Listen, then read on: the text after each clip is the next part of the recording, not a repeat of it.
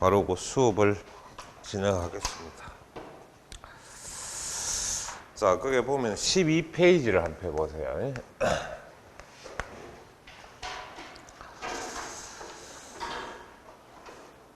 자, 12페이지 보면은 그게 조세 주체별로 한 게 바로 국세, 그 다음 지방세가 있는데, 자, 요 구분은 조세 주체별로, 무슨 주체?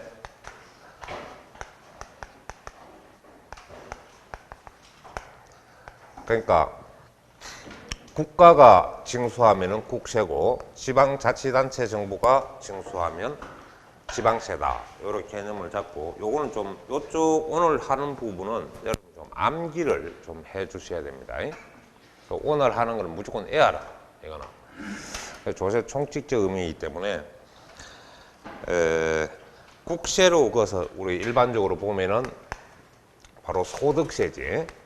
무슨 세? 소득세. 그래서 소득세 하면은 양도세도 항상 같이 봐줘야 됩니다. 그러니까 우리 개인의 소득에 대해서 납세 의무를 지는 바로 소득을 전제로 해서 과세한다. 그러니까 이건 행위가 아닙니다. 돈을 벌어야 낸다는 거고, 법인세하고 소득세 차이점은 뭐고, 공통점은 뭐냐? 공통점은 소득을 전제로 해서 부과한다는 거고, 차이점은 납세 의무자가 다르다는 거지. 기업이 내면은 법인세. 기업이 법인이잖아. 어? 뭐 국시나 국수는 안 같냐? 그 사투리하고 표준말로 차이지. 그러니까 그 의미에서 잘 파악을 해야 되는데, 국가가 징수함에 있어서 개인의 소득 부분에 소득세고, 기업 소득 부분에 법인세다. 이렇게 여러분이 개념을 잡아야 돼. 그 다음에 이제 그 나오는 게 뭐가 있냐 하니까, 법인세가 있지, 법인세. 그러니까 이거는 기업이 내는 소득세다. 이렇게 잡아주면 돼. 그 다음에 우리가 전제로 하는 게 그게 보면은 부가가치세가 있지. 부가가치세.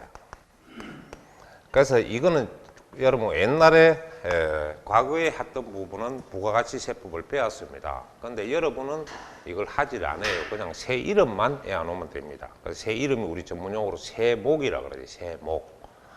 이게 각각의 세목이다. 세목. 그 다음에 이제 그 보면 종부세, 종합부동산세. 종합부동산세가 있는데, 그래서 여러분 우리가 줄여서 이걸 갖다 종부세라 그래. 종부세. 그러니까 여기서 보면은 이제 잘 들으란 말이야. 이 시간부터는 시험에 나오는 걸 한다고. 그래서 보면은 요거는 개인소득이라. 무슨 소득? 개인소득. 그러니까 개인의 소득을 전제로 해서 부과하는 게 소득세라고 하고, 그 다음에 그 속에는 양도세가 우리가 많이 나중에 배우는데, 양도세도 소득세의 일종이다 하는 것을 알아두라. 그 다음 우리 기업의 기업의 소득에 대해서 부과하는 게 바로 법인세다. 그 다음 부가가치세는 물건을 소비한다는 거지. 물건을 소비한다. 그건 쓴다는 거야. 이해가 잘 안 가면 휴대폰 값 알지? 휴대폰 값에 부가가치세가 늘 붙어 있잖아. 그게 소비성이거든. 그래서 요거는 소비 행위에 대해서 부과를 해. 무슨 행위? 소비 행위. 그래서 현재 부가가치세가 존속하는 거는 여러분이 토지를 임대하거나 임대소득에 부과가 돼. 그 다음에 여러분이 나중에 중개사 수수료에 가면 부가가치세가 붙어. 중개사 수수료에. 그 다음에 이제 뭐가 있냐니까, 건물을 사고 팔매에 있어서 건물 하면은 우리 상가 건물, 일반적으로 사무실 건물, 이거 뭐 돌아다니면 전부 건물 아이가. 아파트 빼고, 아파트는 주택인가?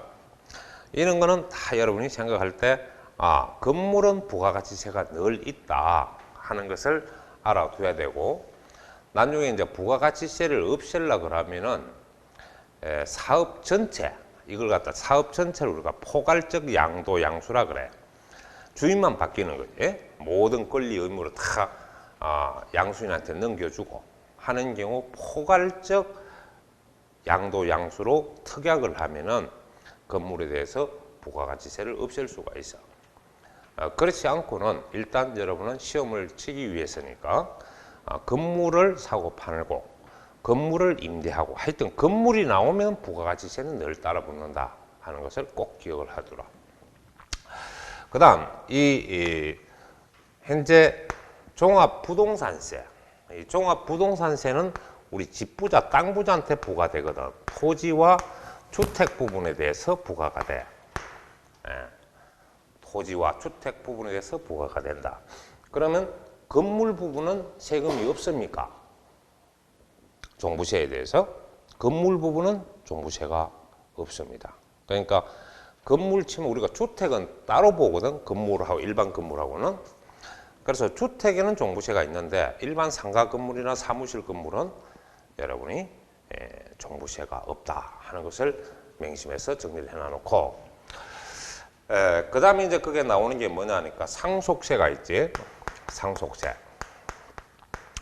자, 상속세가 있는데 요거는 여러분이 대부분 이제 우리가 부모님으로부터 받는데 돌아가셔야 받는 거지. 그리고 무상이라는 걸 알아두고 국가가 징수하는 국세다 하는 것을 알아둡니다. 그 다음에 이제 증여세가 있죠. 증여세. 그래서 요거는 돌아가셔서 이전하는 것은 상속이지만은 생존하면서 이전하는 게 바로 증여인데 무상이라는 거예요. 무상. 그래서 이것도 여러분이 일반적으로 국세가 되고, 그 다음에 이제 하나 더 붙이면 농특세가 있어요. 농어촌 특별세, 농특세. 그래서 농특세가 있는데 요거는 특히 몇 가지 정리를 해놔야 돼. 농특세는 일단 국세로서 유명하지만은 목적을 두고 징수를 해. 그 목적을 둔다는 거야. 어떤 목적을 두냐 하니까 농촌 발전, 농어촌 발전 기금용으로 징수하는 게야. 그러니까 요걸 이제 받아가지고 국가는 농어촌에 여러 가지 자금 지원을 해줘요. 그래서 이게 한시적 조세였는데 농어촌 발전을 기하기 위해서 계속해서 이걸 지금 현재 우리가 이용을 하고 있고, 이거는 특별한 농촌 발전 기금용의 세금이다. 그러니까 농촌 발전을 위하여 위하여, 이게 중요한데, 위하여 이게 목적이 있다는 거예요. 그래서 반드시 여러분 국세로서 목적세라는 걸 알아둡니다. 무슨 세다? 목적세. 그래서 목적을 두고 징수한다는 이 농특세를 잘 정리를 해놔야 되고, 그 다음 보다시피 농특세는 여기서 보다시피 국세냐 지방세냐, 국가가 징수하는 국세에 해당한다. 그 다음 이거는 자기 스스로 생기지를 못해. 자기 스스로 생기지를 못해. 본래 세금이 있어야 거기서 일부를 징수하는데, 나중에 가면 본세는 이제 취득세에 나중에 10%, 또 취득세가 깎아주는 게 감면세라 그래. 깎아주는 걸 감면세. 예를 들어서 취득세 깎아주는 게 100만 원이다.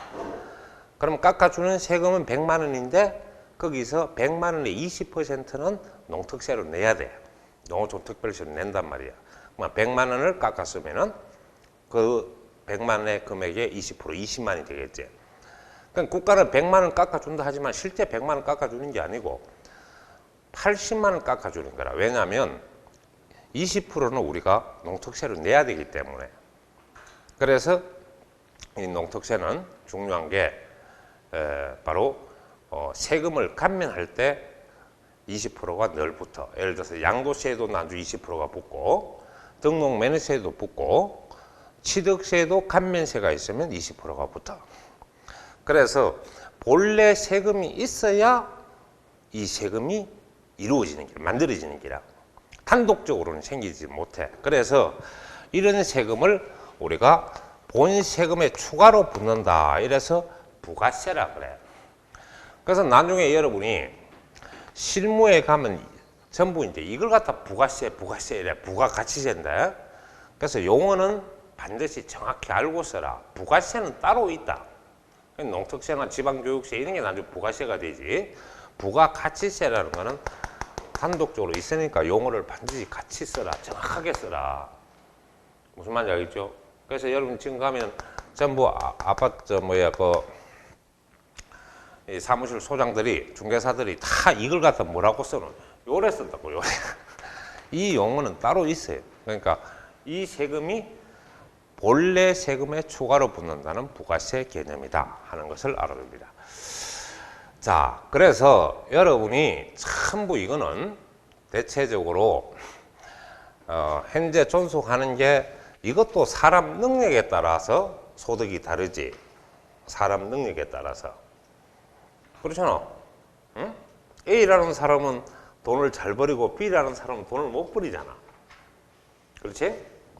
이것도 마찬가지지. 기업도 A라는 경영자가 경영을 하면 수익을 올리는데 B라는 경영자가 하면 수익을 올리지 못해. 그렇지? 그래서 이렇게 사람의 능력별을 기준해 가지고 판단하는 조세를 우리는 인세라 그래. 사람 인자를 써서 사람 능력별로 판단한다. 그런데 문제는 부가가치세인데 부가가치세는 중요한 게 이게 우리 스스로 직접 세금을 내는 게 아니거든. 소득세는 내가 돈을 벌면 바로 직접 낸다 해서 나도 직접세라는 거래. 말을 쓴단 말이야. 직접세. 근데 이 부가가치세는 우리가 직접 또 내는 것도 아니야. 여러분이 모든 지금 물건을 소비하게 되면은 거의가 부가가치세가 좀 붙는 게 많습니다. 그래서 그거는 물건값에 포함돼서 결제가 되는 거죠. 물건값에 포함이 돼서 부가가치세는. 그래서 예를 들어서 휴대폰 값을 여러분 결제를 해주면 그 속에 부가세가 포함되어 있는 거예요. 그래서 이 부가가치세는 또 일종에 보면은 간접세라는 걸 알아둡니다. 무슨 세? 간접세.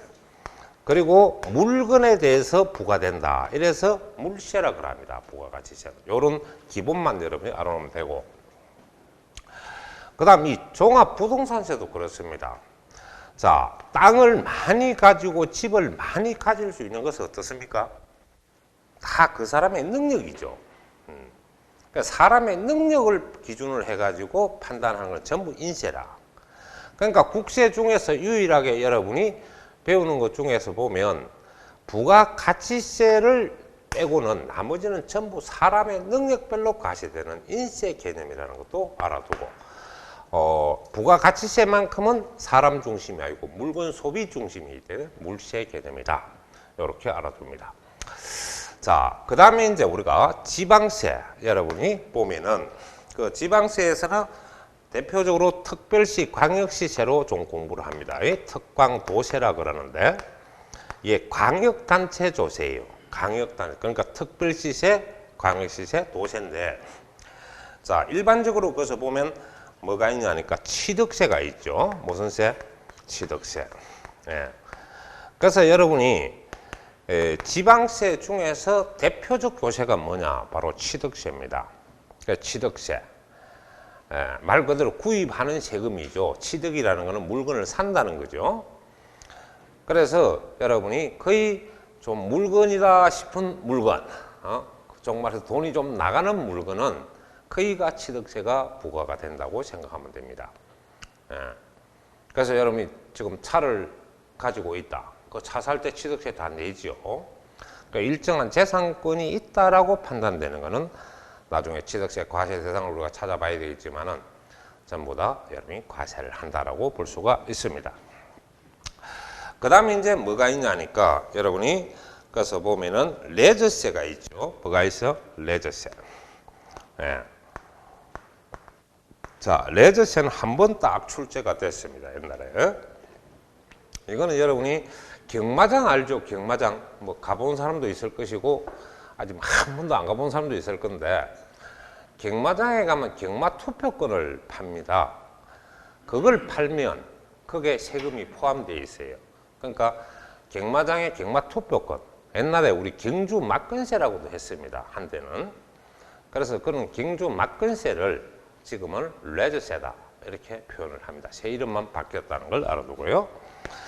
그 다음에 이제 그 가면은 뭐가 있냐니까 지방 소비세가 있죠. 무슨 세?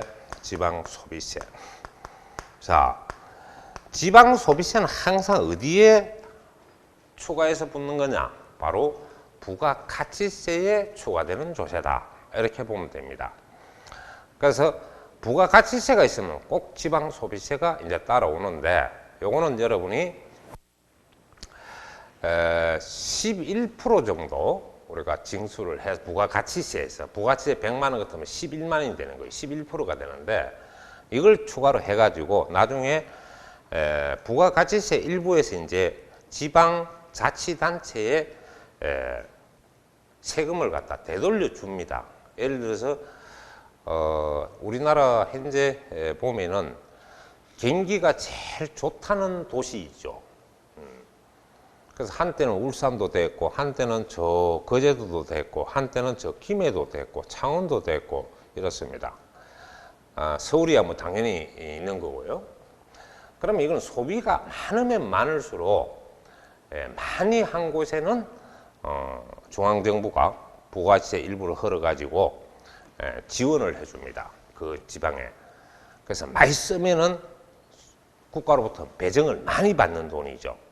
그래서 이런 것이 우리가 지방 소비세라고 해서 부가가치세에서 일부 떼가지고 환급하는, 즉 지방 정부에 되돌려주는 이런 조세가 바로 지방 소비세고, 또 뭐 취득세, 감면이 상당히 많다든지, 그러니까 지방 쪽에 소비나 감면 쪽이 아주 많으면은 그 지방에도 재정이 필요하니까 이 부가세 일부를 헐어가지고 이제 각 지방에 배분하는 조세가 바로 지방 소비세다. 이렇게 볼 수 있고, 그 다음에 이제 그 가면은 여러분이 지방 교육세가 있습니다. 뭐가 있어요?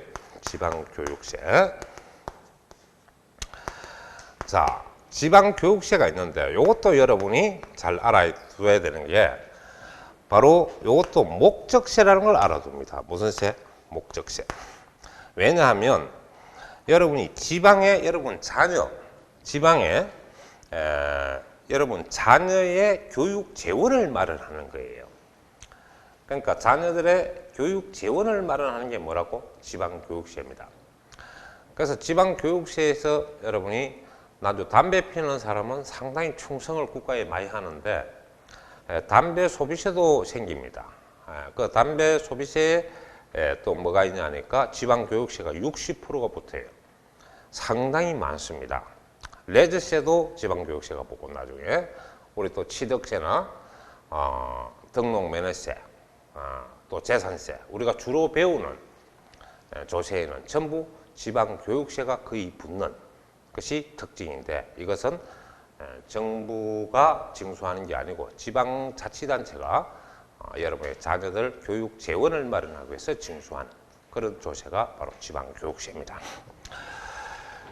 그 다음에 이제 그 빠졌지만은 또 지역자원시설세가 있죠. 지역자원 시설세인데, 자, 여러분이 요거는 자원과 시설을 갖다 묶어 놨습니다. 여러분 지방에 관광자원이라든지 또 이런 물, 수돗물, 수자원 이런 걸 관리하고 또 거기에 대한 필요한 자금을 쓰기 위해서 징수하는 세금이 바로 지역자원시설세고, 그 다음에 이제 시설이라는데 옛날에 이게 공동시설세가 한때 있었습니다. 그 공동시설세가 지역자원개발세 이래가지고 이제 지역자원개발세하고 공동시설세가 통합이 돼갖고 새로운 새 이름으로 등장한 게 바로 지역자원시설세인데, 이걸 여러분이 생각을 해보면 자원을 목적으로 해서 자원개발을 목적으로 하는 조세고, 또 소방시설을 목적으로 하는 조세입니다. 그래서 이것도 여러분이 대부분 우리는 자원 쪽으로 공부하는 게 아니고 건물이 있다 보니까 소방시설이 중요하죠. 그래서 우리는 시설에 역점을 두고 공부를 해줘야 됩니다. 그래서 이걸 나중에 보면 앞에 조건이 붙어요. 특정 부동산에 대해서 바로 지역자원시설세인데, 이 특정 부동산은 바로 이 시설을 중심으로 해서 표현하는 개념인데, 이것도 소방시설이다, 자원개발이다. 관광자원 개발이라든지 여러분 수돗물, 수자원 개발이라든지 이런 데 목적을 위해서 쓰고요. 또 소방시설 목적을 위해 씁니다. 그래서 이것도 여러분이 하나의 뭐로 봐야 되니까 목적세다 이렇게 볼 수가 있습니다. 무슨 세? 목적세. 그리고 이 지방교육세도 자기 스스로 여러분이 생기는 조세가 아닙니다. 본세가 있어야죠. 취득세가 있거나 등록면허세가 있거나 재산세가 있어야 거기에 대해서 일정한 세금이 붙는데 그것이 바로 20%가 붙습니다. 본세금에. 그래서 이것도 여러분이 추가로 생기는 조세이기 때문에 이것도 목적세면 부가세고 요거는 이제 부가세가 아니고 단독적 조세다 이렇게 볼 수가 있습니다. 자, 그래서 여러분이 지금 세목이 상당히 많이 나오죠. 그래서 요번에 요서 아마 출제가 하나 될 예상이 상당히 높습니다. 좀 애안아야 되고요. 그 다음에 이제 기초자치단체 조세가 시, 군, 구세라고 우리가 좀 보는데 이거는 기초자치단체 조세입니다. 기초자치단체 조세. 그러면 광역시가 아닌 일반시, 뭐 구미 같으면 구미시가 되고, 그죠? 이런 일반시가 있습니다. 김해 같으면 김해시가 되고요. 이런 시를 말하고, 그 다음에 이제 여기 여러분이 군지역, 그 다음에 구지역, 북구, 남구, 뭐 중구, 거기가 있죠. 도시마다. 그래서 이런 구세. 네. 이게 바로 그게 나오는 게 뭐가 있습니까? 재산세가 있죠. 무슨 세? 재산세. 예. 요거 여러분이 잘 정리를 해놔야 되고, 그 다음 지방소득세가 있습니다. 무슨 소득세? 지방소득세. 자, 지방소득세는 어디서 붙느냐 하니까 여기서 붙습니다. 바로 소득세와 법인세에서 여러분이 일정하게 세금이 붙는데 이게 바로 지방소득세가 있다 하는 것도 알아두고, 그 다음에 이제 밑에 여러분이 봐야 되는 거는 등록면허세를 주의해야 됩니다. 무슨 세? 등록면허세. 요것도 한번 출제가 됐어요. 이 등록면허세는 여러분이 어떻게 정리를 해야 되나? 일단 광역시 쪽에서는 도세에 해당합니다. 광역단체 조세는 도세고요. 특별시, 광역시에서 징수하면 이건 구청장이 징수를 합니다. 그래서 요거는 구세에 해당한다. 어디에 해당한다? 구세. 요렇게 여러분이 정리를 해놔서 요것만 정리를 해놓고 나머지는 광역단체 조세다. 요래 외우면 돼요. 지방세는. 그리고 이제 국세는 그냥 눈독만 들여놔도 나중에 다 애아지는 거니까 여러분이 일단 오늘 공부할 거는 바로 재산세, 재산세하고 지방소득세하고 등록면허세. 그래서 등록면허세는 도에서 부과하고 특별시, 광역시에서는 구청장이 징수를 합니다. 그래서 구세라는 걸 알아둬요. 그래서 요게 한번 출제가 된 내용이 됩니다. 아시겠죠? 자, 그 다음에 이제 여러분이 넘어가면은,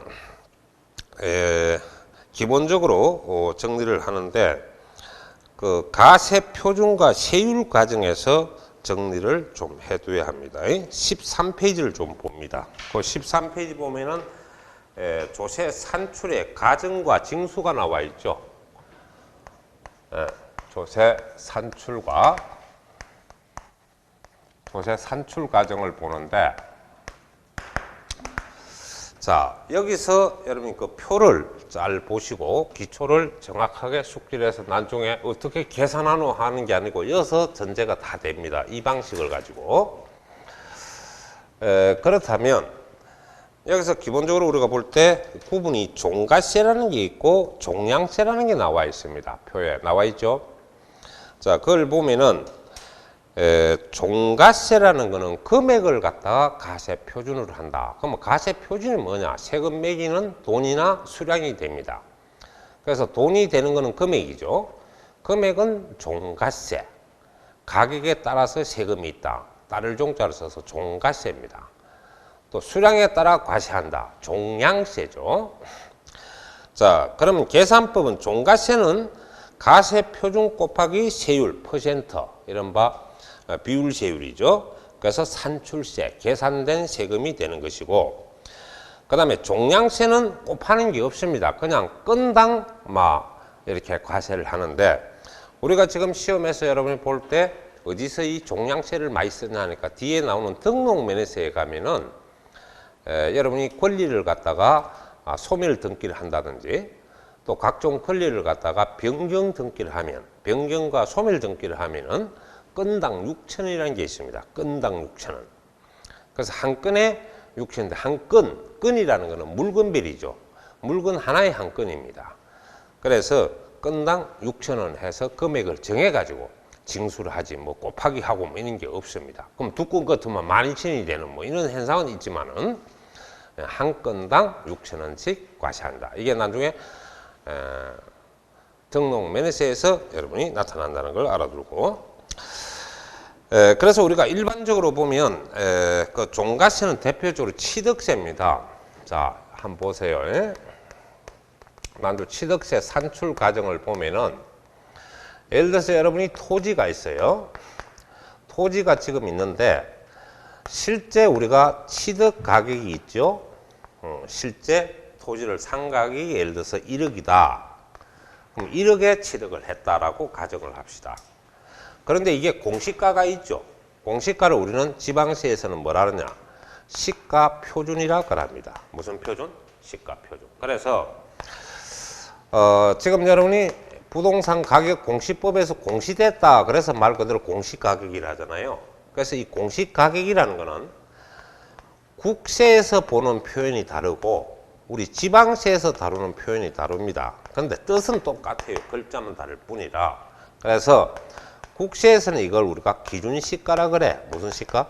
기준시가. 그럼 지방세에서는 공시가격을 내나 뭐라 그러는데 이거는 여러분이 시가 표준이라 그래요. 무슨 표준? 시가 표준. 그러면 이제 토지는 우리가 뭐라 그래요? 이 공시가격을 따로 말하면 개별 공시지가라 그러죠. 제곱미터당 얼마에다가 제곱미터당 가격을 곱하면 공시가를 계산하잖아. 예를 들어서 10제곱미터인데 제곱미터당 뭐 1,000원이다. 그럼 이게 공시가가 이렇게 계산이 되는 거죠. 이렇게 계산합니다. 실무에는. 근데 우리는 이제 이게 계산이 이미 다 돼가 나오는 거예요. 그래서 여러분이 여기서 잘 봐야 되는 거는 바로 토지는 개별 공시지가가 내나 공시가격이라 그래요. 토지는. 그러면 단독주택은 우리가 단독주택 가격이 있고 아파트는 공동주택 가격이라 그러죠. 이런 가격을 우리는 공시가라 그런단 말입니다. 그런데 국세에서는 그 가격을 뭐라 한다? 공시가격을 기준시가다. 이래 또 말장난을 하고, 그 다음에 지방세에서는 시가 표준이 된다.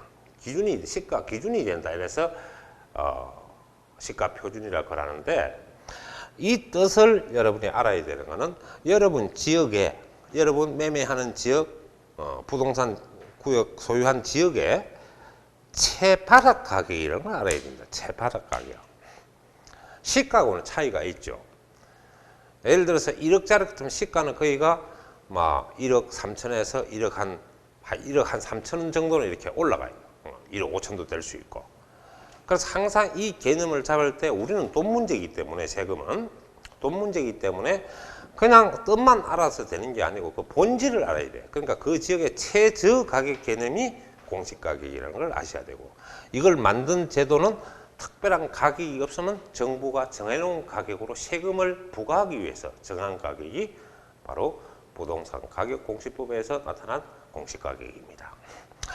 그렇게 여러분이 정리를 해놔야 되고, 그런데 이게 얼마짜리냐 하니까 8천만 원짜리예요. 8천만 원짜리. 자, 8천만 원짜리 땅을 갖다가 공시가로 치면은 내가 1억에 샀다 이 말입니다. 그러면 국가에서는 세금을 어느 걸 가표로 잡겠느냐, 가세표준으로 잡겠느냐 하는 거는 국가 쪽에서는 한 푼이라도 더 받아야 되겠지. 그렇죠? 그래서 우리 쪽은 한 푼 더 내야 되는 것이고. 그러니까 항상 가격이 다투면 정부 쪽에서 판단해야 됩니다. 정부는 여러분한테 한 푼에 더 뜯으려는 게 목적입니다. 그렇기 때문에 가표가 바로 큰 금액이 항상 되도록 되어 있습니다. 또 세금을 산출하더라도 똑같은 물건에 대해 세금이 나왔는데 적은 게 있고 큰 게 있어요. 계산을 하다 보면. 그러면 정부는 어느 걸 걷어가겠어요? 그렇지, 큰 거죠. 세율이 다투면 낮은 거, 높은 거. 낮은 게 좋겠어, 높은 게 좋겠어? 무조건 큰 거야. 높고 큰 거란 말이야. 왜냐하면 정부는 여러분한테 한 푼이 더 뜯어간단 말이에요. 그래서 나는 공부를 하다 보면은 또 나오고 또 나오고 또 나옵니다, 세법을. 항상 다투면 큰 걸 좋아합니다. 큰 걸. 정부 쪽에서는 항상 큰 거. 세율이 다투면 높은 세율이 적용되고, 가격이 다투면 높은 가격이 결정이 되는 거고, 항상 그렇습니다. 그래서 나중에 취득세에 가면 신고할 때는 시가 표준 이상 신고를 해라. 이 말은 실질 거래가를 그대로 신고하는 게 좋다. 그 말이고요. 안 되면 하면 시가 표준에 맞춰서 신고해도 가격 결정은 됩니다. 그런데 이런 경우에는 여러분이 높은 금액이, 큰 금액이 바로 가세 표준이 됩니다. 그럼 이렇게 우리가 이걸 결정할 때 세금 매기는 돈을 우리가 줄여서 가세 표준을 줄이면 가표라 그러죠. 가표. 그러면 이걸 얼마 되냐니까 1억이 됩니다. 1억. 가표가. 자, 여기다 나중에 여러분이 매매로 대부분 사면은 기본적으로 4%를 취득세를 부과합니다. 이 4%라는 거는 잘 들어요. 옛날에는 취득세하고 등록세가 있어가지고 이걸 따로 계산을 했습니다. 취득세 따로, 등록세 따로. 근데 지금 등록 면허세라는 면허세하고 통합이 되고, 일반적으로 유상 승계 취득을 하는 경우에는 전부 취득세와 등록세가 통합이 된 겁니다. 그래서 취득세 2%하고 등록세 2% 해가지고 합쳐졌죠, 이제는. 그래서 2% 더 하니까 몇 프로입니까? 4%. 1000분의 40. 100분의 4나 1000분의 40이나 동그라미 더 친 거죠. 그래서 천분비 개념입니다. 그러면 4%를 곱하면 이게 얼마 나와요?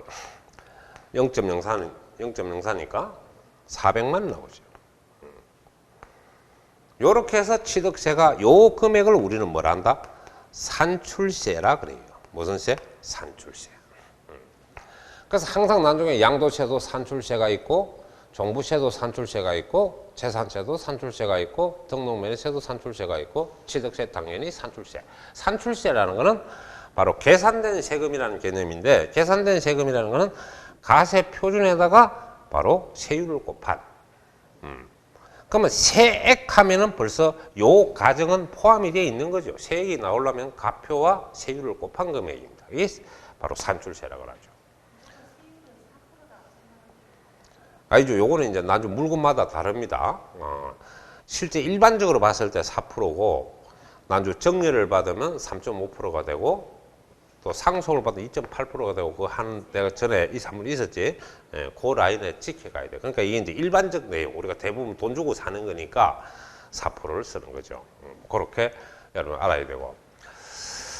그래서 취득세에 대해서 기본적으로 하자면 이렇게 된다는 걸 알아두고, 항상 가격이 충돌하면 큰 금액이 가표가 된다는 걸 여러분이 꼭 기억을 해두라.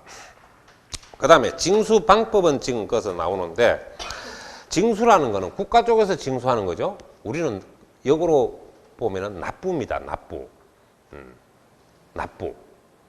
납부. 우리는 납부고, 국가 쪽에서는 징수고. 징수라는 거둔다는 거죠. 내야 거두죠. 내는 게 우리가 납부고, 거둔다는 게 징수입니다. 거둔다는 거. 돈 거둔다. 세금 거두는 거죠. 자, 그래서 납세 의무자는 우리가 세금을 내는 자, 우리를 말하는 거고, 그래서 여러분이 신고 납부라는 게 있죠. 신고 및 납부란 말이 있습니다. 그래서 신고를 뭘 하냐? 바로 이거예요. 이렇게 가세 표준과 세금을 계산해서 신고를 하는데, 나중 신고서가 다 있습니다. 거기에 작성을 해서 우리가 신고를 하는 거죠. 신고서를 작성해갖고 신고한다는 거죠. 자, 그리고 이제 납부라면 세금을 내서 이제 모든 게 마무리가 된다는 뜻입니다. 그래서 그게 신고납부 조세가 특히 그 취득세 해놨죠. 취득세는 지방세고, 도세고, 또 광역시 세고, 특별시세가 되겠습니다. 양도세, 이런 게 다 우리가 스스로 이렇게 계산을 해서 우리 스스로 신고하면 되는 거예요. 그 다음에 그 밑에는 바로 가세권자가 나와 있죠. 가세권자라는 것은 바로 국가 지방자치단체가 됩니다. 그러니까 지방정부, 중앙정부를 말하는 거죠. 그러면 이거는 바로 세금을 갖다가 고지서를 발급을 해요.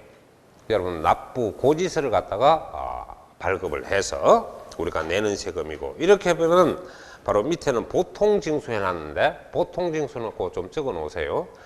지방세를 거둔다는 뜻입니다. 보통징수는 뭐라고? 고지서를 발급해서 지방세를 거둔다는 뜻이고, 부가징수는 국세를 거둔다는 뜻입니다. 그러나 이래서나 저래서나 마찬가지인데, 일반적 보통징수는 지방세에서 쓰는 표현이고, 그냥 부가징수는 국세에서 쓰는 개념입니다. 그러면 이게 뭐냐? 전부 우리 스스로 세금을 결정해서 신고를 하는 것이 아닙니다. 그럼 뭔데요? 정부가 스스로 정해가지고 고지서를 발급하는 거예요. 그럼 이해가 잘 안 가면, 차 가지고 있죠? 차 가지고 있으면 1년에 2번씩 고지서가 날라올 겁니다. 그런 식으로 정부가 정해갖고 세금을 내도록 하는 거죠. 이게 바로 여러분이 지방세는 보통징수란 말을 쓰고, 국세는 부가징수다. 그러나 저는 공통점은 고지서를 발급해서 징수하는 것이다. 자, 그래서 재산세가 대표적으로 그게 대표적으로 여러분 하나 나와 있고, 그다음 나중에 이제 국세는 종합부동산세가 우리가 대부분 이제 고지로 징수를 할 수가 있습니다. 그래서 납부 기한까지 내지 않으면은 그거는 뭐냐니까 가산금이 있고, 그 위에는 가산세가 있죠. 그러면 가산세는 세금의 일종이고, 가산금은 이자 성격입니다. 그래서 잘 알아야 되는 거는, 신고를 할 걸 우리가 신고 불이행이죠. 신고를 안 했다 그러면 뭐가 붙는데? 바로 가산세가 붙어요. 그러니까 신고할 조세를 신고를 안 하면 가산세가 붙는 거고, 자, 우리가 고지서가 날라왔는데, 고지서에 대해서 우리가 납부를 이행 안 했다, 납부를 안 했다, 고지서상에 나타난 걸, 그러면 이거는 뭘 붙냐 하니까 가산금이 붙습니다. 뜻이 전혀 다르죠. 가산세는 조세의 일종입니다. 일종의 벌칙금 조세죠. 벌칙금 조세. 가산금은 여러분이 이자 성격이라는 걸 알아둡니다. 무슨 성격? 이자 성격. 그래서 고지서에서 야, 몇 월 며칠까지 내. 근데 고지서에 날라왔는데 그 납부 기한을 안 지키면은 뭐가 붙어? 가산금이 붙어. 그런데 우리가 몇 월 며칠까지 신고해. 세금. 난주 취득세는 60일 안에 신고해라. 양도세는 난주 2개월 안에 신고해라. 이런 식으로 일정한 기한이 있단 말입니다. 그 기한 안에 신고를 안 하고 속도 말로 개기면 뭐가 붙어? 가산세가 붙는 겁니다. 그러면 가산세는 잘 들어요. 본래 국세에서 양도세에 붙으면 양도세가 국세니까 이것도 거기에 붙은 거 같이 따르면 국세입니다. 만약 취득세에 가산세가 붙으면 취득세가 지방세잖아요. 이것도 따라서 지방세입니다. 그러니까 가산세는 본래 세금 따라가는 겁니다.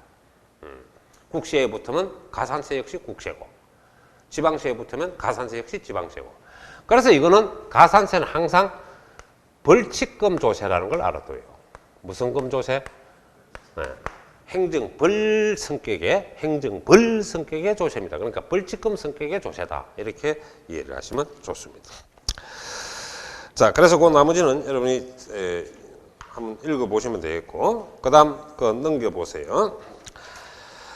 14페이지에 가서 여러분이 세 계산 절차가 지금 나오죠. 그래서 세 계산 절차가 나오는 거는 가세표준 곱하기 세율은 종가세 계산 방식이란 말이에요. 그래서 산출가액에서 산출세액이 되고 오타네. 산출세액. 그래서 산출세액이 나온다. 산출세액. 그러니까 가세표준 곱하기 세율은 산출세액이다. 그러니까 요걸 이제 우리는 계산된 세금이다. 이렇게 산출세액으로 해라. 이 가이고 꽂히라. 자, 그러면 거기서 보면은 여러분이 요게 기본적으로 알아놔야 되고, 그 밑에는 이제 우리 실무에서 대부분 다루는 내용입니다. 그래서 여러분 공부할 때는 그 제일 위에 것만 정리해 놓으면 좋겠고. 그 다음에 조세 징수 방법이 있는데, 그건 이제 징수 거두는 방법이고, 우리가 신고 납부와 보통 징수, 특별 징수로 크게 나눠집니다. 그래서 대부분 신고 조세는 우리 스스로 신고를 해서 여러분이 납부하는 세금을 신고 조세라 그러고, 아까 얘기했다시피 신고를 제대로 안 하면 뭐가 붙어? 가산세. 밑에 보통 징수, 부가 징수 나와 있지? 그것은 고지서로 징수하기 때문에 고지서상 납부 기한을 지키지 않고 납부하지 않으면 가산금이 붙는다. 요게 하나의 특징이고. 자, 주목. 신고는 우리 스스로 세금을 결정한다는 거야. 근데 이거는 정부가 정하지 우리가 정할 수가 없어. 그러니까 이 세금은 고지서 날라오면 세금 내고 고지서 안 날라오면 세금 안 내도 되는 것이고, 이거는 우리 스스로 결정을 해서 세금을 납부를 해야 돼. 그렇지 않으면 뭐가 붙어? 벌칙금이 붙어. 바로 가산세가 붙는다고. 이게 큰 차이고 개념을 여러분이 정리를 하는데, 자, 봐라. 신고납부 방법에는 납세 의무자가 납부할 조세의 가세 표준과 세액을 결정하여 신고하고, 그러니까 누가 결정하노? 납세 의무자가 결정하나 정부가 결정하나? 납세 의무자가 결정하고, 포인트는 결정권자가 납세 의무자라는 걸 아셔야 돼. 그리고 여러분이 그 신고한 세금을 납부하는 걸 말한다. 따라서 그거 보면은 신고 및 납부를 기한 내에 신고하고 납부를 이행하지 아니하면 뭐라 그랬나? 가산세가 붙는다 그랬지. 무슨 세? 가산세. 그래서 가산세는 벌칙금 조세라는 걸 알아도. 자, 그 다음에 이제 여러분이 용어가 중요한 것은 그 신고 조세로서 국세로는 대표적으로 여러분이 소득세, 양도세, 그 다음 부가가치세, 법인세, 이런 것이 일반적으로 신고 조세고, 지방세는 여러분이 취득세, 등록면허세, 지방소득세, 지방소비세, 또 특정자원시설세. 이 특정자원시설에 대한 특정자원은 신고조세고, 부동산은 나중에 부가징수가 됩니다. 그래서 여러분 그 자원은 뭘 말하냐 하니까 수자원, 물이죠. 수자원. 그 다음에 이제 우리 관광자원, 지하자원, 이런 개발을 목적으로 징수하는 것은 신고조세에 해당합니다. 그 다음에 보통징수는, 자, 과세권자 정부죠. 정부가 세액을 결정하여. 그러니까 보통징수는 납세 의무자가 결정하는 것이 아니고 과세권자 정부가 세액을 결정해서, 자, 네모로 딱 가서 바로 납세 고지서죠. 이걸 발급해 가지고 여러분은 그 발급. 자, 납세 우리 고지서 발급은 언제까지 우리가 대부분 하니까 납부 기간을 줄여 갖고 납기라고 합니다. 납부 기간을 줄여서 뭐라 한다? 납기. 납기 개시 5일 전까지 합니다. 언제까지? 5일 전까지. 그러면 여러분이 납부 기한이 몇 월 며칠부터 몇 월 며칠까지 있겠죠. 납부 기한이 몇 월 며칠에서 몇 월 며칠까지 해라. 이게 납부 기간입니다. 그러면 늦어도 5일 이전에는 여러분한테 고지서를 발급해야 돼, 안 해야 돼? 발급을 해야 돼. 5일 전에는. 그러니까 도둑놈하고 국가하고 싸움이 뭐냐? 공통점이 뭐냐? 이걸 생각해야 돼. 도둑놈은 그 자리에서 돈을 뺏어가지만은 국가는 뺏어가는 건 마찬가지야. 근데 시간을 두고 뺏어간다는 거야. 무슨 말인지 알겠지? 그래서 항상 그 자리에서 돈 내가면 이건 도둑놈이란 말이야. 그러니까 5일 전에 미리 알려주는 거라. 당신 세금 내시오라고 고지서가 날라오면 요 납기 안에 우리가 세금을 내만 되는 거예요. 그래서 항상 며칠 전에까지는 발급을 해야 된다. 정부 쪽에서는 여러분한테 5일 이전에, 납기가 개시하기 이전에 미리, 5일 이전에는 미리미리 발급을 해줘야 돈을 낼 거 아닙니까? 갑자기 돈 내라고 하면 돈이 있어요, 없지?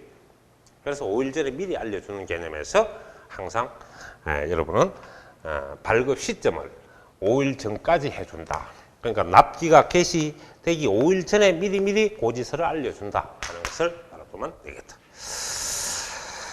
자, 그래서 그 개념을 여러분 잘 정리를 해놔놓고, 그 다음 고지서상 납부 기한 내에 납부하지 않는 경우에는 뭐가 붙는다 그랬노? 바로 가상금이 붙지. 가상금 동그라미 딱 치고 무슨 이자, 그냥 이자 성격이라 했지. 연체이자 성격입니다. 사실은 이자 연체이자 성격이다. 그 다음에 보통징수 방법이 있지. 보통징수. 그리고 정부 부과 방법의 조세로 보면은 지방세로서는 대표적으로 재산세. 자, 그 다음에 지역자원시설세인데 자원에 대한 지역자원시설세는 신고조세지. 근데 부동산에 대한 지역자원시설세는 고지서징수라. 즉 보통징수야.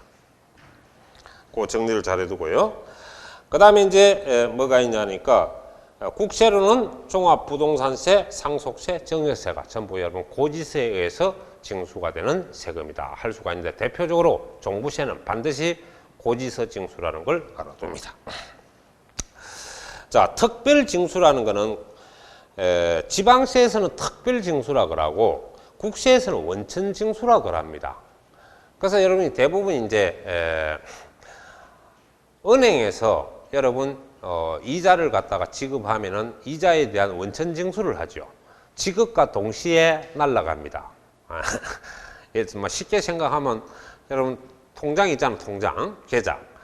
이 통장을 갖다가 그 자동 출입기에 딱 집어넣으면은 뭐가 다 찌릭찌릭 요즘 소리도 안 나더라. 너무 좋아가지고. 옛날엔 찌릭찌릭 했단 말이야. 그러면 여러분이 거기에 보면은 이자 얼마에 가로 속에 얼마가 나와요. 그 가로 속에 얼마는 원천징수가 나간 겁니다.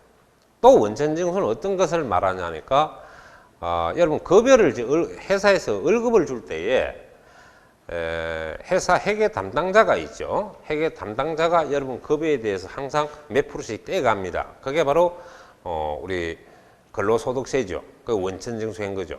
그러니까 소득을 미리 지불할 때 세금을 떼는 것을 뭐라 한다? 우리는 원천징수라고 합니다. 똑같은 방식인데 지방세는 그렇게 떼가는 걸 특별징수라고 하고 국세에서는 원천징수인데 동일한 말입니다. 즉 조세 편의를 위해서 징수한다 이런 말이죠.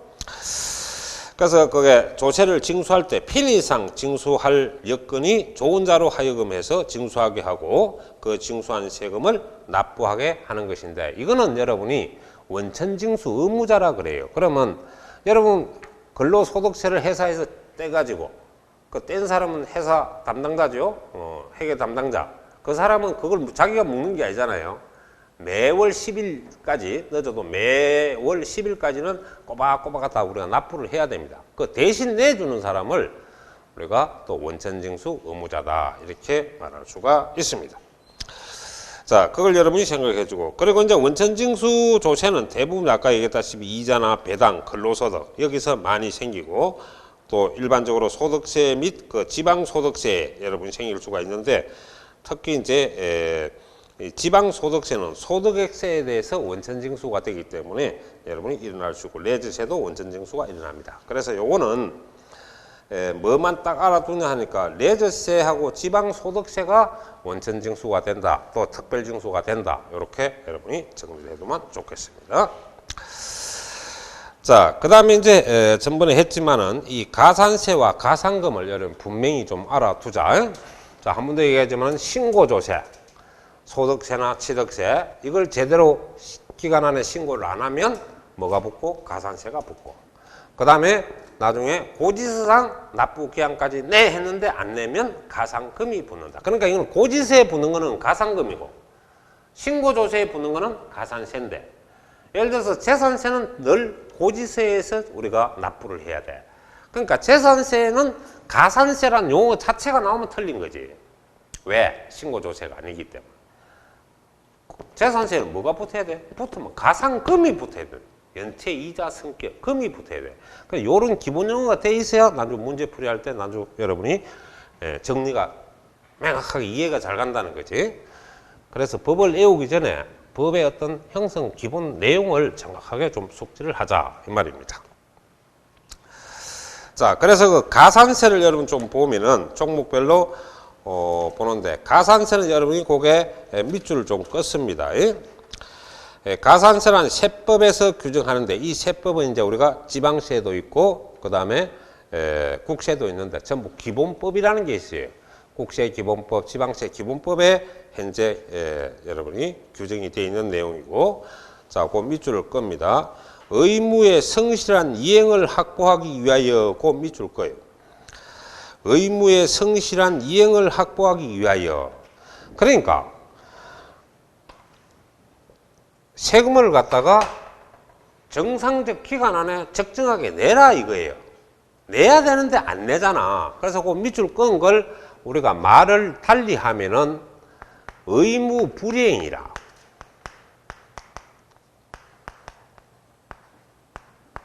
의무 불이행.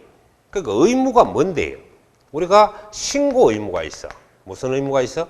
신고 의무가 있어. 또 세금을 내야 할 의무가 있어. 또 자료 제출, 증빙 자료 제출에 대한 의무가 있어. 우리가 해야 돼. 그래서 여러분이 시험을 위해서는 요 두 가지만 일반적으로 다루는데, 실무에는 반드시 여러분이 자료 제출입니다. 여러 가지 징비가 나갔다면 거기에 대한 여러분이 세금 계산서라든지 영수증이라든지 금융거래서를 제출해야 돼요. 제출의 의무가 있는 거야. 그래서 이걸 제대로 하면 가산세가 없는데 요걸 안 하니까, 안 하니까 가산세가 붙는 거죠. 그래서 의무를 이행하지 아니한 경우에, 자, 산출세액에 줄 거, 산출세액이가 고지세액이가 산출세, 고지세액 같으면 가상금이 분단 말이야. 그러니까 산출세액에, 아까 산출세는 뭐였노? 가표 곱하기 세율해서 계산해봤자 400만 원. 그게 한술제 개념이란 말이야. 거기에다 추가로 플러스 하는 거야. 가산하여 징수하는 금액을 말하고, 이 경우에 가상금은 포함되지 않습니다. 가상금은 따로 계산하는 거지, 가산세, 가상금은 부과되지 않는다는 걸 잘 알아둡니다. 따로따로 봐라 이 말이에요, 쉽게 말하면. 자, 그 다음 두 번째 보면, 가산세는 해당 의무가 규정된 세법의 해당 조세의 세목으로 한다. 자, 해당 조세. 해당 조세가 뭐냐 하니까, 본세가 국세면은 그 가산세도 국세입니다. 본래 세금이 지방세면 그 가산세도 지방세입니다. 이 개념을 여러분이 이해를 해야 되고, 그리고 본세를 감면하는 경우 가산세는 감면 대상에 포함하지 않는다. 자, 주목하세요. 이 말은 뭐냐? 예를 들어서 취득세가 있었어요. 취득세가 100만 원 있는데, 100만 원 있는데, 여기서 우리가 취득세는 취득한 날로부터 60일 안에 신고하고 납부해 라고 돼 있어. 그럼 안 하면 가산세가 붙는 거예요. 그 기간을 안 지키면 뭐부터? 가산세. 그러면 여기서 불이행을 해가지고 가산세가 예를 들어서 막 여기서 20만 원 붙었다. 그럼 낼 때는 120만 원 내야 된다 이 말이에요, 나중에.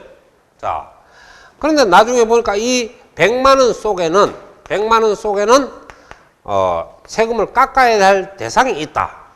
그럼 세금을 또 깎아줘요, 이 세금에서.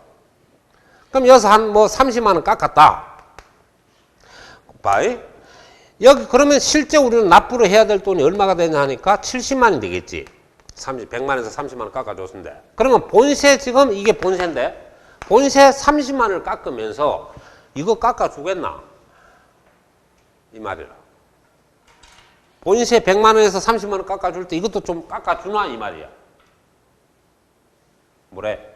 뭐래서? 감면한다, 안 한다?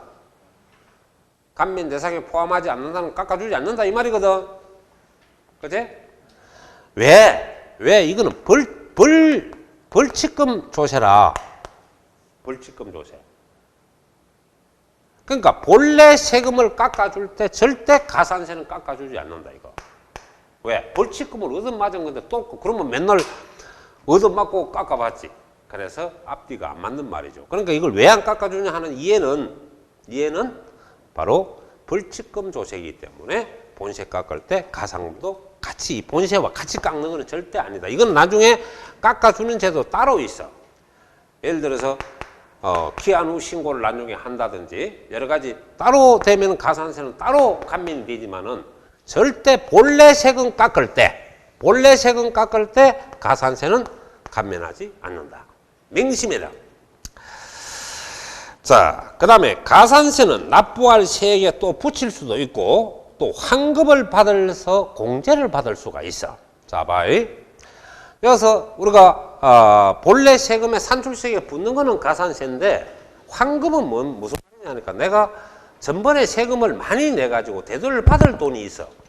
거기에서 가산세가 또 다른 세금에 가산세가 붙었다면은 서로 공제할 수가 있죠. 대도를 받을 거하고 줄 거하고 서로 상계를 시키는 겁니다. 이렇게도 할 수가 있다는 걸 여러분이 알아두고.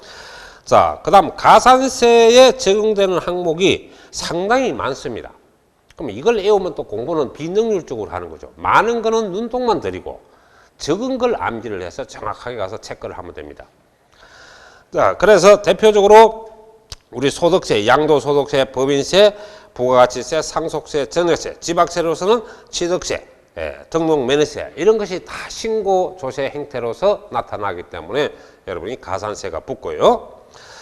그 다음에 이제 구체적으로 여러분이 꺼서 가산세 적용을 하면은 신고 불성실과 납부 불성실 나중에 여러 가지 가산세 제도가 많습니다. 그래서 여러분한테는 현재 신고 불성실 가산세, 납부 불성실 가산세만 공부하면 되니까 내가 그까지 잘라놓은 겁니다.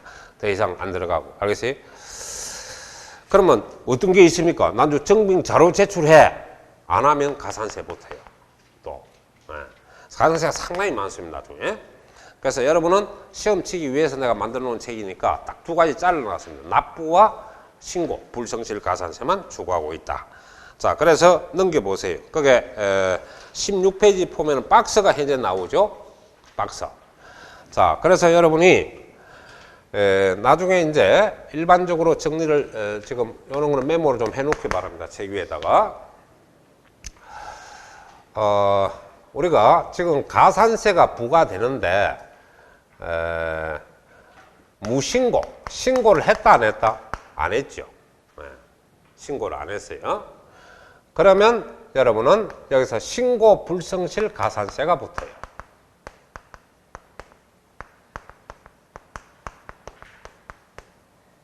신고 불성실 가산세. 그러면 이 신고 불성실 가산세가 붙는데 요게 이제 행태별로 차이를 둡니다. 일단 아예 모르고 신고를 안 했다. 완전 전부 무신고했다. 그럼 우리가 납부세액에 세금을 내는 세금에 대해서 20%가 붙는 게 원칙입니다. 원칙적으로. 자, 그런데 아예 신고를 안 했어요. 모르고 그냥 신고를 안 했어요. 그러면 악의가 선이죠. 모르고 그냥 신고를 안 한 거예요. 기한을 놓쳐버렸단 말이에요. 예를 들어서 취득세는 60일 안에 신고했는데 60일 지나버서 그러면 가산세가 여러분 납부 세금이 500만 원 같으면 그게 20%가 붙습니다. 500만 원에 20% 얼마예요? 100만 원이죠. 그럼 100만 원 안 내야 할 세금을 갖다 여러분 낼 수밖에 없는 겁니다. 낼 수밖에 없는. 그러면 600만 원 해야 되겠네. 100만 원이 칼국수가 몇 그릇이냐? 그러니까 아예 우리가 신고를 안 했다. 그러면 여러분은 20% 내야 됩니다. 자, 근데 어째 신고를 하다 보니까 누락을 한 거죠. 누락 빠뜨리고 신고를 안 했어요. 그래서 신고는 하는데 적게 신고하는 경우가 있죠. 그래서 가소신고가 있습니다. 무슨 신고? 가소신고. 예. 요거는 여러분이 가소신고 세액의 10%가 부과돼요. 가소신고 세액의 뭐라고? 10%. 그러니까 가소신고 세액의 10%. 그 다음에 이제 사기 등 부정한 방법. 무슨 방법? 부정한 방법으로 아예 무신고를 했다. 자, 그래서 이거는 40%가 붙습니다. 그러면 100만 원에 40%는 40만 원이 되고요. 500만 원에 40%는 얼마입니까? 얼마? 200만 원. 맞지? 그래서 여러분이 요게 가장 기초적인데 자, 공부를 할 때 항상 원칙이 중요합니다. 원칙. 이거는 사실 예외적으로 나타나는 현상이거든요. 그래서 그냥 조건 없이 가산세 세율이 나오면 20%가 맞습니다. 100분의 20, 20%죠. 자, 근데 가소신고는 신고는 했죠. 근데 돈을 적게 신고한 거예요. 예를 들어서 1,000만 원 신고해야 되는데 어째 하다 보니까 막 600만 원 신고한 거야. 그러면 400만 원 신고했지? 예. 그 가소신고세액의 10%가 붙습니다. 그러면 원칙에 반은 인정해주고 반만 부과하겠다 이 말이에요. 반은 인정해주고 반만 부과하겠다. 그러면 이게 반이 얼마예요? 20%의 반이 10%. 애울 때 딱 기준을 20% 딱 애우고 적게 신고하면 20%의 반만 계산하면 돼. 10%. 맞지? 근데 이거는 사기친 거 이거 국가가 인정해 주겠나? 안 되지. 요놈은 확실히 부과를 한단 말이야. 그래서 원칙의 2배가 되는 기라. 원칙의 2배. 무슨 말인지 알겠지? 그래서 이걸 먼저 암기를 해란 말이야. 원칙을 20%. 그럼 적게 신고하면 신고는 했는데 적어서 문제지. 그래서 세율을 20%의 반, 10%고. 아, 이거 부정한 방법, 고의적으로 무신고를 한 거라. 예를 들어서 여러분이 난주 구청에 가서 뭐 공인중개사가 큰 뭐 배설이 아닙니다. 그래 갖고 해야 되고 4차 중에는 들어가죠. 4차 중에는 들어가는데 이게 큰 배설은 아니란 말이야. 그래서 중개사나 세무사나 법무사나 일정한 법을 좀 안다는 사람이 또 기본적 지식을 갖춘 사람이 신고를 안 했다. 그럼 어디에 걸리겠노? 일반 원칙에 들어가겠나? 부정한 방법에 들어가겠나? 그렇죠. 판단은 그런 객관성을 갖춰야 됩니다. 그래서 속된 말로 세법을 좀 안다는 사람이 신고를 제대로 안 하면은 부정한 방법에 판단할 수밖에 없습니다. 그때는 40%가 붙는 거죠. 그래서 세무서나 구청에 가서 말을 잘해야 돼. 내가 공인중개사인데 깜빡하고 신고를 못 했습니다. 진짜 그게 배설인 줄 알아. 그러면 20% 부과가 아니고 40% 부과할 수도 있다. 이런 우스갯소리를 할 수가 있는 겁니다. 자, 그래서 여러분이 원칙을 20%, 그 다음 우째 신고했는데 적게 신고하면은 바로 10%. 부정하게 걸리면 뭐라고? 40%. 자, 그러면 이제 문제가 하나 더 있는데, 먼저 이걸 여러분 기초를 하고, 이걸 이제 응용을 한 거거든요. 부정하게 가소신고를 했다. 부정하게. 그럼 뭐 부정하게 걸리면 부정한 금액에 얼마 되니까 40%가 붙습니다. 또 가소신고한 부분에 대해서 가소신고하면 20%, 10%가 붙습니다. 뭉쳐갖고 50% 하면 안 돼요. 이건 각각 세금을 계산합니다. 그래서 부정하게 가소신고를 했다. 즉 말해서 의도적으로 가소신고하는 거죠. 의도적으로. 그러면 부정한 부분에 대해서는 40% 때리고 또 실제 가소 부분에 대해서는 10% 계산하는 겁니다. 자, 그러면 무슨 말이냐? 우리가 부정하게 하면 사기치는 거라. 부정하게 가소신고를 했는데 그러면 이게 가산세가 어떻게 되냐 하는 걸 내가 설명을 하겠습니다. 만일에 여러분이 전체 가소신고세가 신고세액이 얼마나 나왔냐 하니까 200만이 나왔어요. 여기서 이 부분에 대해서 부정한 방법이 이 중에서 사기치고 의도적으로 부정한 신고를 한 것이 가소신고한 것이 얼마나 하니까 이게 100만 원이다. 맞죠? 그러면 전체 가소신고는 얼마고? 200만 원이지.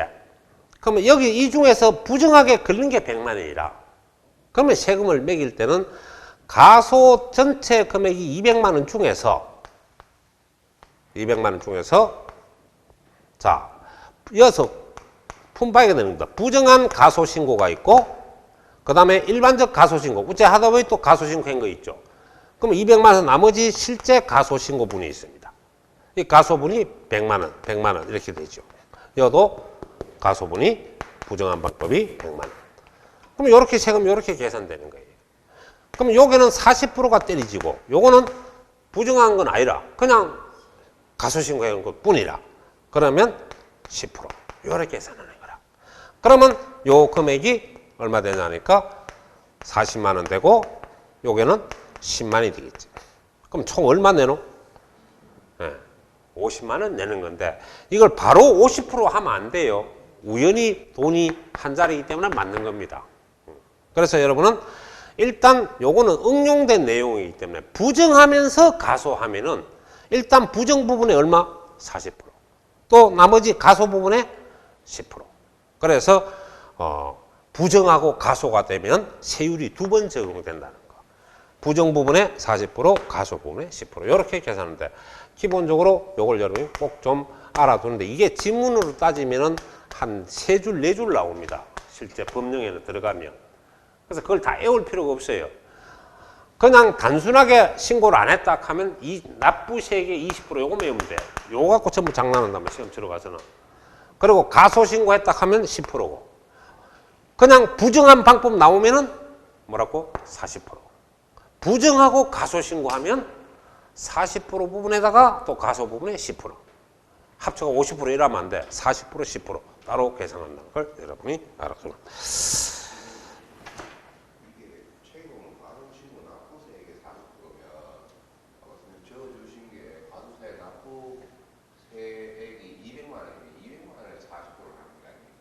아닙니다.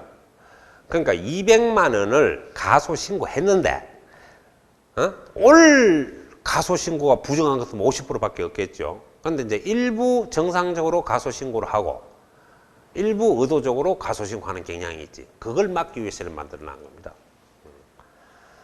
그러니까 설명에는 아무 하자가 없으니까 그대로 받아들이면 됩니다. 자, 그래서 여기서 제일 먼저 일반 원칙을 먼저 20%를 오늘 반드시 외우고 나머지는 이제 가소는 10%, 그 부정하게 걸리면 얼마? 40%. 그 정도 여러분이 알아두고 납부는 미납세액에 매일 경과 때마다 만분의 3이 부과됩니다. 그래서 0.03%가 돼요. 납부 불성실가. 그러면 신고도 안 하고 납부도 안 하면 뭐가 된다? 둘 다 내는 겁니다. 아시겠어요? 그리고 종부세는 무신고 불성실 가산세가 없다는 거. 요거 지문을 잘 기억해 놓도록. 왜냐하면 이거는 고지서에서 징수하는 조세이기 때문입니다. 고지서에 의해서 징수하는 조세이기 때문에 신고 불성실 가산세가 없다 하는 것만 여러분이 알아두시면 되겠습니다. 됐죠? 좀 쉬었다 합시다.